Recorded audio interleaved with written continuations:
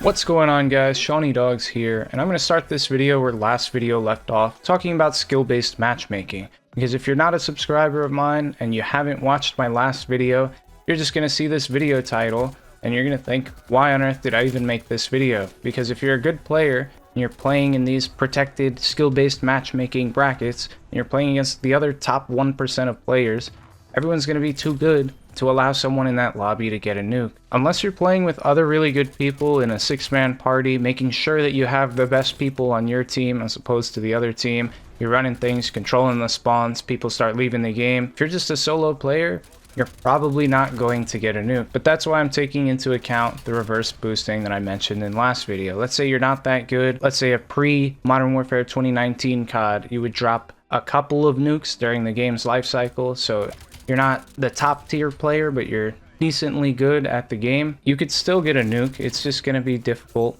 and you're going to have to play a certain way. And by a certain way, I mean, you're probably better off just camping with an assault rifle. So in this gameplay, I've gone ahead and simulated a worst case scenario, the hardest way that you're going to have to go about dropping a nuke, not including obvious things like secondary weapons or snipers. But this AR in particular, the XM4, it's not really good at anything. It's a middle-of-the-road assault rifle, as you just saw me get worked on by Rambo running in super speed, because this is die hardpoint. You do have faster movement speed, ADS speed, reload speed, and slide speed. It's decent at pretty much all ranges, but if people are using other weapons, like the 3 or 4 that at any given range are going to be better and kill faster than the XM4, you're probably going to get killed. So that's why I'm using this weapon, and I also decided not to use the war machine because that makes getting nukes significantly easier. Now, if the entire enemy team is running flak jacket, you're probably only going to get 5 or 6 kills with this. Let's say none of them are running flak jacket, you could realistically get at least 1 kill with every single shot that the war machine has. So that'll instantly add 12 kills to your total. And by that point, you're on a 20+ kill streak and you could just camp your way out, sit and head glitches if you really wanted to, and make sure you get the nuke. So in case you didn't know this new game mode that they added, Die Hardpoint, there's an actual nuke as opposed to just the nuclear medal that you get at 30 kills. I think in this game, it was really weird. I got it at like 23 kills. I don't know, maybe it counts assists. I'm not sure what was going on there, but it does count before the normal 30 kills. It's somewhere between 23 and 25. Again, I'm not 100% sure, but you can actually call in that nuke and drop it on the map, which you'll see at the end of this gameplay. And it is specific to this mode, so that's pretty much the only reason I was playing this. It makes for an entertaining gameplay because not only do you run super fast and reload super fast, as well as aiming super fast, but there's an actual nuke that you could call in. Like, let's say I had never gotten a nuke before and I wanted to get one, I would not play this game mode. If I was confident enough that I could drop one sort of fast, I would go ahead and play Team Deathmatch. But if you die like 30% of the way through that game, like maybe 3 minutes in, you're probably not going to get the nuke because your team's going to hit the score limit before you're able to get that 30 kill streak. So ideally, you'd want to play Domination or Hardpoint.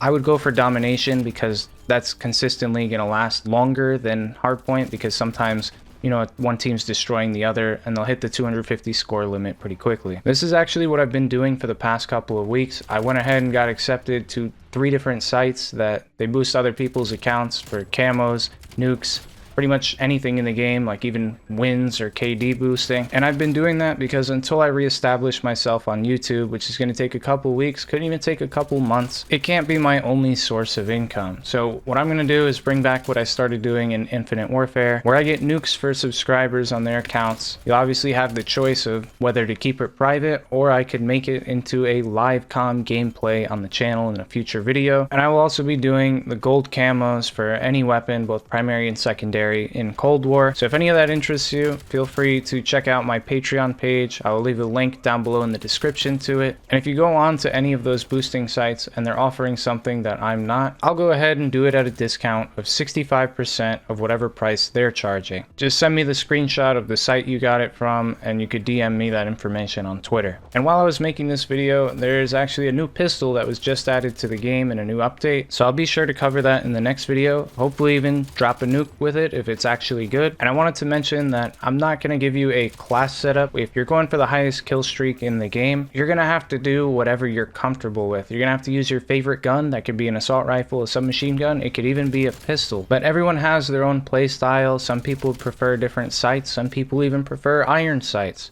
So I will suggest that you do run 6 perks instead of 8 attachments, which is what some people recommend, because having both ninja and ghost is a huge advantage. Not only can you hear other people's footsteps very loud and your footsteps won't make as much noise, but it's guaranteed that someone on the other team is going to get at least a UAV.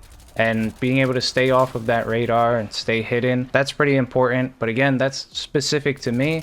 Maybe if you don't value that, you don't even run a silencer, you have a different play style. That's why I'm mainly just going to offer suggestions instead of giving you an exact class setup. This game has a huge number of attachments, which makes for pretty much an infinite number of ways that you can build your gun. You could specialize in hipfire accuracy, ADS accuracy, ADS speed, sprint out time, you name it, there's probably an option for it. So I can't emphasize this enough. Play with what you're comfortable with. I don't see many people running this 2x sight that I run, but I like running it because I feel more accurate when I'm using it. It's just like a gut feeling, there's no rhyme or reason to it. And I know for a fact if I were to talk with any of my friends that are good at the game and we picked a random gun and tried to make the optimal class setup for it, we wouldn't end up picking the same attachments. So don't put something on your class just because someone else told you so.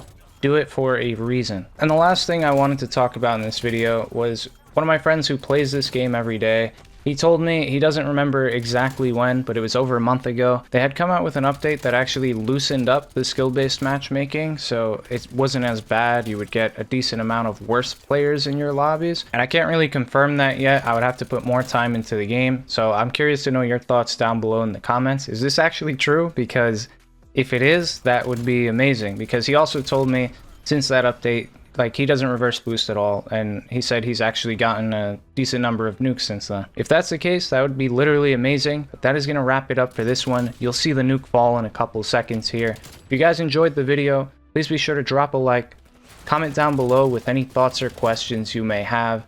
And let's just take a pause here real quick while the nuke's dropping. I didn't really know what was going on. I haven't watched any YouTube videos on the nuke in this game mode. And I actually like sort of missed it, like at the very tail end of the gameplay. You can see it's on the right side of the screen. And as always, subscribe to the channel if you guys are brand new for some more great Call of Duty videos. And I'll see you in the next one. Peace.